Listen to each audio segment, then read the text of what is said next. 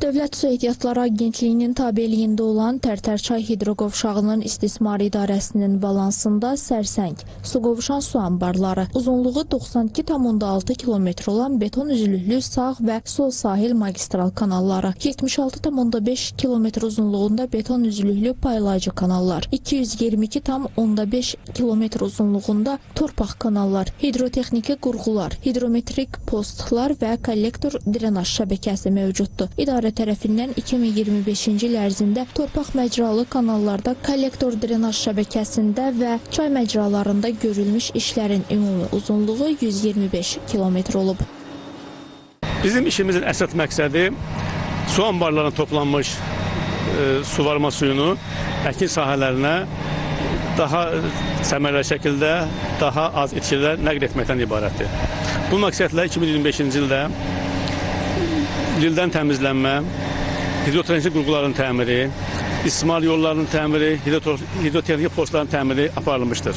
Hal-hazırda 2026 ilin yanvar ayından başlayaraq mexanizmlərlə də təmizləmə işləri aparılır. Hal-hazırda biz xan arxı üzərində mexanizmlərlə təmir işləri görürük.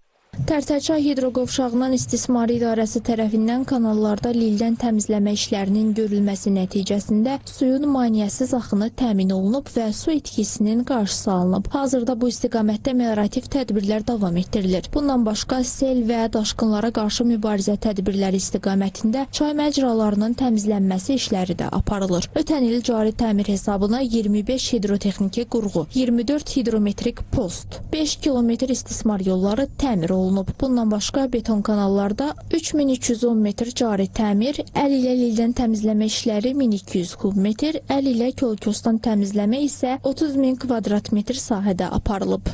2025-ci ilin istismar tədbirləri planında göstərilmiş işləri biz yerinə yetirməklə su qovuşan su anbarına toplanmış suvarma suyunu Goranboy, Yevlax, Bərdə və Tərtər rayonlarına çatdırmışıq. Bu məqsədlə biz həmin sahələrə 149 milyon kub metr su vermişik. Hal-hazırda da həmin adı çəkilən rayonlara suvarma suyunun verilməsi davam etdirilir. Qeyd edək ki, 2020-ci ildə Azərbaycan ordusunun şanlı qələbəsindən sonra su qovuşan su anbarı, sağ və sol sahil magistral kanalları erməni işğalından azad olunub. Bundan sonra sağ sahil magistral kanalının 5250 metr hissəsi və sol sahil magistral kanalı tam olaraq 22,4 km uzunluğunda əsaslı şəkildə və üzərində hidrotexniki qurğular təmir olunub. Hazırda həmin kanallar vasitəsilə ətraf rayonların suvarma suyu təmin olunur.